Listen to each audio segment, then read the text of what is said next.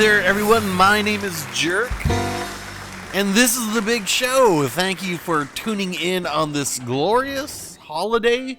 You know, when I was a kid, we never got President's Day off, and I'm not sure when it happened. It feels like it wasn't a thing until after I moved out here to sunny Los Angeles. But, you know, sometimes things happen, and you forget about it, and then one day everything is different. And speaking of, that's going to bring us to today's guest. A first-time appearance on the big show, but by no means is it new. Just something that kind of sat there for the past couple years, forgotten. But let's get them out here now. Better late than never. Ladies and gentlemen, join me in welcoming the premium Tier 7 French battleship. Give it up for Champagne. Champagne. Introduced as a campaign ship just about 2 years ago. I think you can get it for Global XP now. And if I'm not mistaken, a recipient of a couple buffs within the past few months, maybe? You know, after a while, trying to keep track of all this stuff in your mind gets a little jumbled. First, let's get the commander and modules up on the big screen, and it is Dunks Like a Truck with Stunningham and Megatron. Also, let me mention that in this game, I'm having some pretty serious input lag at times, so you may be wondering why certain things are happening, or at times not happening, but now you know. So Champagne, when this ship first came out, I know I said that it always just felt like it was for a game we weren't playing. You can't play it up close because it doesn't have much health. Its unique accuracy means the further away you are, the better, and the sheer velocity of its guns meant up close and personal that you could overpin a cruiser bow onto. But in the nearly 2 years since its introduction, has anything really happened to change that? Well, we still have 5 battleships per team usually, a low number of cruisers, and a couple of destroyers who will ultimately decide the battle by whether they want to YOLO or not. So why play it now, Jerk? Well, because I just spent the last 2 weeks grinding all the epic mods, and after finishing the epic plotting room mod, the last thing I ever want to do again is play an American battleship. So I sorted my Tier 7 premiums by last time played, and after skipping the Kutuzov and a certain unnamed destroyer, like Pee-wee skipping the snakes in a pet store, up next on that list was the Champagne. So what's the deal with Champagne? Well, prior to the introduction of Republique, it had the notoriety as being the largest French guns in the game with a pair of 2 triple turret 406s, and thanks to it being magic French AP, that means there's nowhere on a map that is safe from its punching power. It also is way more accurate than any other French ship, especially at range, which makes landing the majority of the shells pretty easy with a really fast reload of only about 22 seconds with this setup.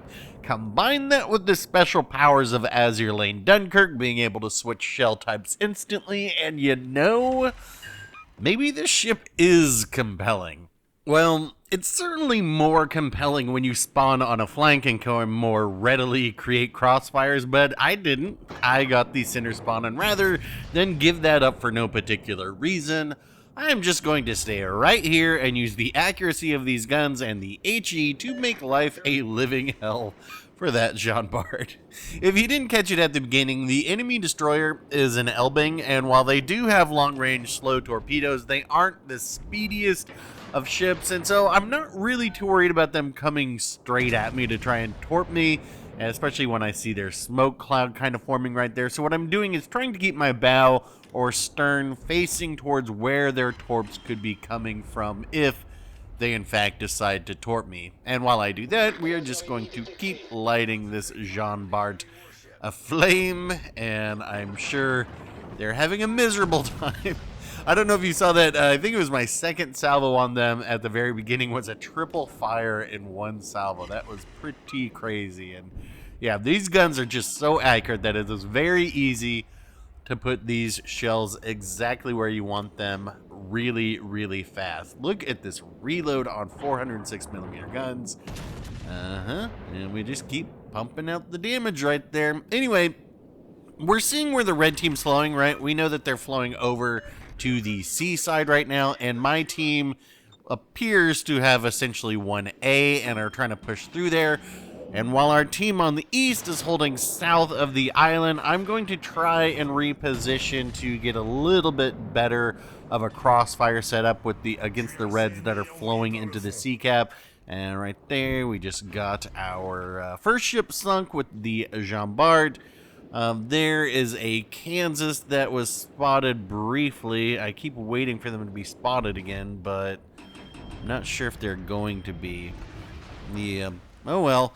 So what I want to do right now is try to push south of the center spawn because, like I said earlier, we've got really good range on this. We've got really good penetration at any range. So if I can get this turn in here and kind of get angled away from where all this is, I will still be able to get the shots that I want onto all these targets that I want while my team pushes around the top side of A. And you were gonna see me make a pretty big oopsie here pretty soon. I'm in the middle of this turn, and I don't remember if this was input lag or not. I don't think it was. I think I just get caught in a turn. And here's the thing. That key just shot at me. I know that they're looking at me, so why am I going flat broadside like this? I don't know. I guess it's just a fool's mistake, but we're going to trade a good chunk of health right here as this salvo comes in, and watch my health disappear right there. Oh man, but you know, one thing that we already have mentioned is that the AP on this is pretty ridiculous, and it has incredible penetration. We're talking like 500 meters at like 18 kilometers. So there's not a battleship out there that we really have to worry about not being able to crack. And that key is now broadside to me. I guess they wanted to see who could exchange this better. There's our instant shell switching. We'll get the shells off, and we've got that really good accuracy. So I believe we're going to see the Citadel right here. Yes, and that is our second ship sunk. And now I am trying to position a little bit more to get friendlier angles and be able to drop spot if need be. If you've been here for any amount of time, you'll know that I say overmatch isn't a skill and bow tanking isn't positioning. Sure, bow tanking may work when the self-described BB main opposite of you just keeps unloading salvo after salvo of AP into your bow, landing harmlessly. But any captain worth their weight will use the appropriate shell type to deal with any situation effectively, and in this case, I don't have time to pussyfoot around and try and break the Lafudra's guns with AP, so I will keep the HE going and suggest they learn how to do something more effective. And in the meantime, we will continue to head southwest here behind this island, shooting when we can, but really what I want to do here is be able to break line of sight using this island on my, my starboard side, right? And once I do that, I can then turn around and head back in the opposite direction that I'm coming from, because now my team's finally all up on this north side, which means I want to go where my team isn't, and my team isn't on the lower east side. So that is where I will be heading back to once I can get my ship to respond from this input lag. I remember I was like mashing my button and it finally responds, and it's like, okay, we're going. So I think because this part's a little bit slow, we should just speed this up and get us to the next portion of the engagement. And all we're doing here is going where our team isn't, because 99% of the time, the red team, when they flee the mob of blue, goes to where mob of blue isn't, and that will be where I am. And that's where we always talk about, you know, yes, there is a certain amount of luck in this, but there's also creating your own luck, and part of creating your own luck is skating to where the puck will be, not where it is. And so in this case, the Azuma is going to be angling to the majority of my team, and because I'm on the south, perhaps if I could actually aim, I would hit them.